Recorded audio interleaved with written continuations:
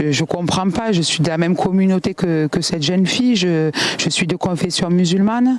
Ma fille pareil, et on comprend pas cette version de la religion que ces personnes ont. Je suis choquée parce que si c'est la raison de l'acharnement de ma fille, c'est très très grave. C'est très très grave. Le 2 avril dernier, une adolescente de 14 ans a été violemment agressée devant le collège Arthur Rimbaud à Montpellier. Elle se nomme Samara, c'est son nom. Elle a été rouée de coups par un groupe de 3 individus, la laissant dans un état critique. Selon sa grand-mère, cette agression est le résultat d'un harcèlement qui dure depuis maintenant 3 ans. La mère de Samara, Asiba, a témoigné sur CNews et elle dit « Ma fille s'habille à l'européenne, je ne vois pas ce qu'il peut y avoir comme motif qui justifie cet acharnement. Toute la journée, ce sont des insultes. Elle est traitée de pute à longueur de journée. Ce n'est plus vivable. » Samara a même été victime de cyberharcèlement, une de ses camarades de classe ayant créé un compte à son nom avec une photo d'elle et un appel au wall. Samara a été placée en coma artificiel, mais elle est depuis sortie du coma et se trouve toujours en réanimation. Selon sa mère, elle est anxieuse et déboussolée, ne sachant pas ce qui s'est passé ni où elle se trouve. L'enquête suit toujours son cours et 3 mineurs ont été placés en garde à vue pour tentative de meurtre sur mineurs. La rectrice de l'Académie de Montpellier, Sophie Béjean, affirme que le principal de l'établissement n'était pas au courant de ce qui s'est passé avant les faits, ni même tout de suite après. La ministre de l'Éducation, Nicole Belloubet, a quant à elle réagi sur son compte Twitter, évoquant un acte insupportable et annonçant la mise en place d'une cellule d'écoute et d'équipe de sécurité. Bah tiens, il y a quand même des gens qui sont surpris. Moi, je sais pas, depuis que je suis gamin, des situations comme ça, j'en vois, et pourtant, je suis pas jeune. Ça existait déjà il y a 30 ans ou 40 ans. Maintenant, la pression est de plus en plus importante.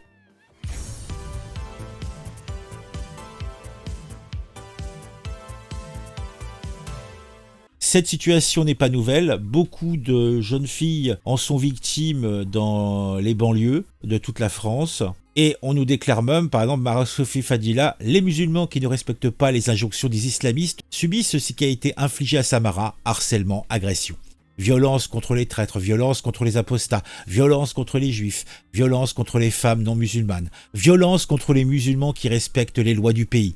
Toutes ces violences proviennent du même sceau, islamisme. Réveillez-vous avant qu'il ne soit trop tard et ne vous laissez pas culpabiliser ou envahir par la peur. Ils en jouent depuis des décennies pour vous neutraliser. Manchette, c'est un pratiquant dans les quartiers, c'est pas nouveau. Les insultes de harkiya, ça veut donc dire pute, ou qahba, ça veut dire pute, ou harkiya, ça veut dire traître. C'est un normatif linguistique qui existe dans les quartiers depuis 30 ans, donc il n'y a rien de nouveau. Ce qui est nouveau, c'est qu'effectivement, CNews a la grandeur de pouvoir mettre en lumière les problématiques que vivent ces gamines dans les quartiers, voyez-vous, parce que si on décide de vivre à l'Occident... Je sais qu'Olivier Delacroix avait fait un formidable... C'était sur France 2, il avait parlé des combattantes dans les... Oui, alors il y a également l'Observatoire des idéologies... Olivier Delacroix parce que je l'avais vu et c'était un excellent documentaire. Également l'Observatoire des idéologies identitaires qui travaille beaucoup sur ce sujet, des jeunes filles qui veulent s'assimiler, qui veulent simplement en fait juste être françaises, vivre à la française, s'habiller à la française. Et bien aujourd'hui, on a une gamine qui a été dans le coma, qui en est sortie, un proviseur qui effectivement l'a jetée dans la fosse aux lions parce que la maman avait demandé à ce que le proviseur garde cet enfant dans l'enceinte de l'école parce qu'il savait qu'il y avait un attroupement depuis la veille de 25 jeunes qui attendaient cette fille. Le proviseur est complice, il a mis en danger cette fille, donc il doit être puni. Et effectivement, la réaction de Madame Belloubet, c'est déjà de le convoquer. Lorsqu'on parle en permanence du choc d'autorité, ça commence par là. Puisque les parents, visiblement, de ces agresseurs ne font rien, voire même peut-être encouragent ce type de comportement, si l'État n'est pas présent, eh bien, que peut-il se passer ou que va-t-il se passer? La réponse de cette dame, nous allons nous organiser nous-mêmes parce qu'ici, ce sera bientôt la guerre. Témoignage courageux de la grand-mère de Samara qui dénonce la complicité de l'établissement qui a fermé les yeux sur le harcèlement vécu par sa petite fille parce qu'elle n'est pas voilée, parce qu'elle met des jupes, parce qu'elle se teint les cheveux, parce qu'elle est française et vit comme une française. Voici la réalité dont beaucoup de quartiers, dès que tu ne pratiques pas un islam radical, misogyne et obscurantiste, ou pire, quand tu es un apostat, tu es pointé du doigt, insulté, ostracisé, socialement discriminé. Cette pression communautaire exhortant à la radicalité est incompatible avec nos valeurs républicaines. Mais nous continuons à fermer les yeux. Le bout du chemin de cette idéologie, on le connaît déjà, c'est l'Iran des mollahs, l'Afghanistan des talibans. Ce qui s'est passé, ma petite fille, il y a une jeune fille qui est ici dans le groupe, qui était, non, c'est pas grave, j'explique, qui était au niveau du poteau orange, qui a tout vu, le démarrage de l'agression, et regardez, l'accueil est juste ici, ils sont là, ils l'ont jeté à la fosse au lion. Le matin, ils ont averti ma fille de dire qu'il y avait des garçons qui allaient attaquer ma fille, ma petite fille. Ma fille leur a demandé à 3 reprises, elle a eu 3 personnes de cet établissement, à ce que ma fille soit gardée à l'établissement jusqu'à qu'elle vienne. Non, ils n'ont pas attendu, ils l'ont jetée dehors.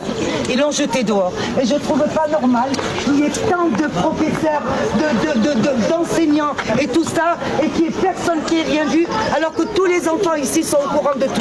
C'est incroyable. Et elle a vécu un acte de barbarie. Elle est dans le coma. Elle est dans le coma, les enfants.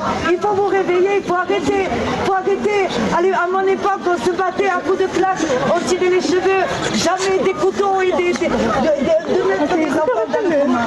C'est fini tout ça. Et je tiens responsable d'établissement. Je tiens responsable d'établissement. Et aujourd'hui, que nous avons fait un blocus devant l'école, il y a eu des parents qui sont venus au fur et à mesure dire leur histoire. Leurs enfants se font massacrer dans cette école et c'est bouche cousue. Et le rectorat n'est pas au courant. Personne n'est au courant et je ne trouve pas normal. Ça se passe dans toute la France. Tous les enfants arrivent avec des couteaux. Ça aurait été les professeurs aujourd'hui qui auraient été frappés par des élèves. J'aurais été là parce que je suis dans la droiture, simplement. Je ne cherche ni pour l'un ni pour l'autre. Mais d'avoir un enfant de 13 ans dans le commun, voilà. Et là, on attend. On est interdit de rentrer à l'hôpital. On est interdit de rentrer à côté d'elle parce que c'est très grave. Voilà, on est là. Alors, le seul lien pour ma petite fille, c'est cet établissement. Voilà, et c'est bon. Terrible témoignage. Gauche d'hier et selon sa mère Samara ont été agressés car ne portant pas le voile à Montpellier, l'immigration est de plus en plus forte et les jeunes islamisés jusqu'à la moelle de plus en plus nombreux. Continuons à baigner dans le déni jusqu'à notre islamisation. Oh, quel beau projet. La petite Samara musulmane a été lynchée jusqu'au coma par des racailles à la sortie de son collège de Montpellier car elle ne voulait pas porter le voile. Donc j'ai cru comprendre aussi qu'elle était issue d'une famille de harkis, donc ça doit pas aider non plus. Hein. La mère de Samara, une adolescente de 13 ans lynchée près d'un collège à Montpellier, explique que sa fille était traitée de couffard, mécréante et de carba prostituée parce qu'elle ne portait pas le voile et qu'elle s'habillait à l'européenne. Eh ben dis donc. Samara elle est coquette, Samara elle s'arrange, Samara elle se maquille un peu. Et puis cette jeune fille est voilée. Et on l'a traitée de couffard. Couffard ça veut dire mécréante. Ma fille voilà, elle s'habille à l'européenne. Enfin elle est voilà, elle est pas voilée. Toute la journée c'est des insultes. Carba, ça veut dire pute, elle est traitée de pute à longueur de journée. Mais elle, c'était plus vivable en fait. Samara a 14 ans. Elle est musulmane. Ma fille s'habille à l'européenne, dit sa mère. Et c'est pour cette raison que Samara a été rouée de coups par une jeune fille du collège. La mère rapporte aussi que la jeune femme qui a agressé sa fille porte le voile et que cette jeune femme regrette que Samara ne fasse pas de même. Samara elle est coquette, Samara elle s'arrange. J'ai habité plusieurs années à Montpellier, j'ai pris plusieurs fois le tram pour me rendre à la Payade où habite Samara. Les femmes se voilaient 2 stations avant d'arriver au quartier. Tout le monde savait. Pas en Iran, pas en Arabie Saoudite ou en Afghanistan, à Montpellier, l'islamisation s'infiltre partout. Nous ne sommes plus protégés nulle part, pas même à l'école. Ce combat contre la charia du quotidien, il nous faut la mener partout, pour toutes les jeunes Samara de France. Enfin, moi, ce qui m'étonne, c'est que les gens soient étonnés.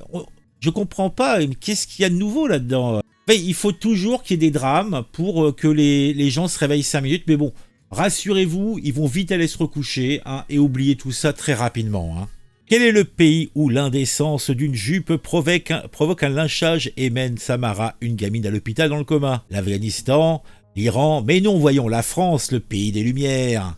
Vignal, député Renaissance de l'Hérault, nous explique qu'il y a des associations exceptionnelles à la Payade et un stade qui fait sa fierté. Tout va bien dans le meilleur des mondes en Macronie. Combien de Samara lui faudra-t-il? Et pour conclure, revenons en 2017, valeur actuelle qui nous faisait ce numéro. La charia en France, enquête sur ces zones où l'islam impose ses lois. Bah, on est en 2024. Eh ben, j'ai pas l'impression que grand-chose ait changé au final. On va s'arrêter là. Je pense que vous avez maintenant l'essentiel des informations. Mettez un j'aime, mettez un commentaire, dites-moi ce que vous pensez de tout ça. On se retrouve très vite pour une nouvelle histoire sur un sujet qui m'aura intéressé.